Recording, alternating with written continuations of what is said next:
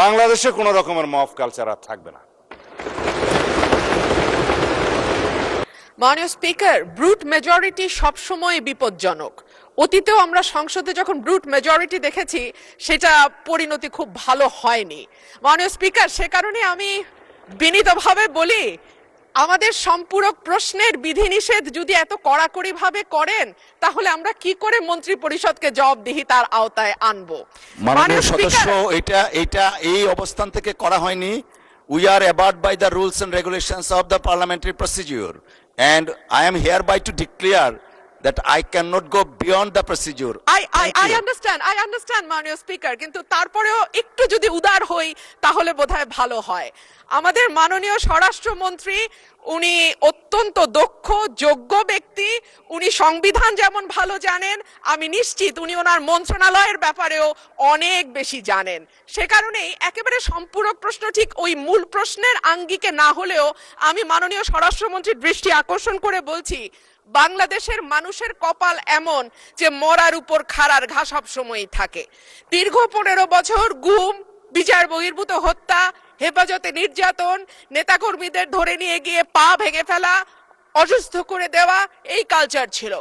এরপরে অন্তর্বর্তীকালীন সরকারের সময় মাননীয় স্পিকার আমরা দেখলাম মব কালচার। 2024-এর সেপ্টেম্বর থেকে 2026-এর জানুয়ারি পর্যন্ত মাননীয় স্পিকার আমাদের যেই পরিসংখ্যান সেটা বলছে যে 250-300-র উপরে মানুষ নিহত হয়েছে এই মবের খপ্পরে পড়ে। আমার মাননীয় স্বরাষ্ট্রমন্ত্রীর কাছে প্রশ্ন, যেহেতু একটা খারাপ কালচার বাংলাদেশে শুরু হয়েছে এবং আমি নিজেও 21শে ফেব্রুয়ারি সেটার একজন ভুক্তভোগী, সেটা বন্ধ করার ব্যাপারে সরকার কি মেজার নিবে এবং স্বরাষ্ট্রমন্ত্রী এই ব্যাপারে কি কি পদক্ষেপ নেবেন? ধন্যবাদ। ধন্যবাদ মাননীয় সদস্য। মাননীয় মন্ত্রী। মাননীয় স্পিকার, আপনাকে ধন্যবাদ। মাননীয় সদস্যকেও অনেক বেশি ধন্যবাদ দিচ্ছি।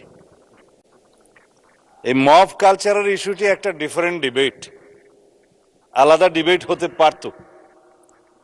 যত পরিসংখ্যান তিনি দিয়েছেন 24-এর 5ই আগস্টের পর থেকে এই 26-এর জানুয়ারি পর্যন্ত, সে পরিসংখ্যানটা আমার কাছে নাই। তবে আমাদের কাছে অনুমান আছে।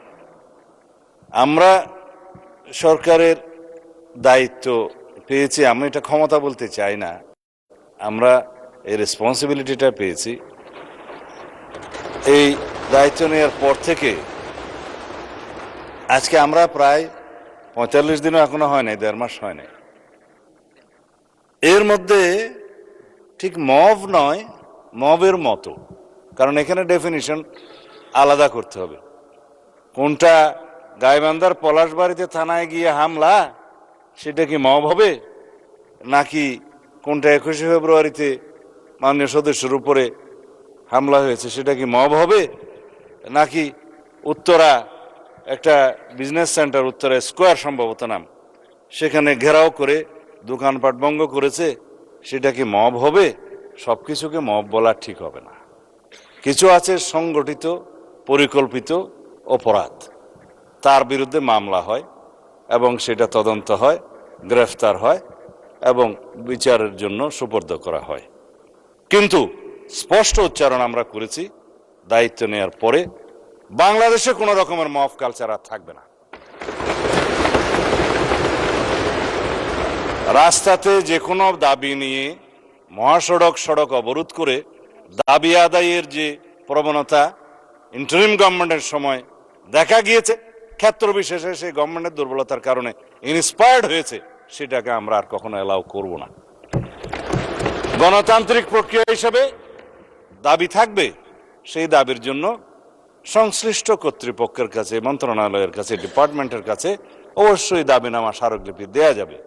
সেই জন্য জনমত সৃষ্টির জন্য সেমিনার, সিম্পোজিয়াম আয়োজন করা যাবে এবং প্রয়োজনে সেটা একটা জনসমাবেশের মাধ্যমে প্রকাশ করা যাবে এবং অ্যাসোসিয়েশন রাইট টু স্পিকস, এগুলো আমরা এনশিওর করব, সেটা করা যাবে। It's Democratic culture.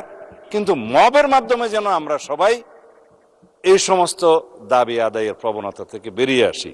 যখন সেটা মব হবে, মবের ডেফিনিশন আলাদা, স্পেসিফিক ক্রাইম হবে, ক্রাইমের ডেফিনিশন আলাদা, কোথাও থানায় গিয়ে আক্রমণ হবে, সেটা আলাদা।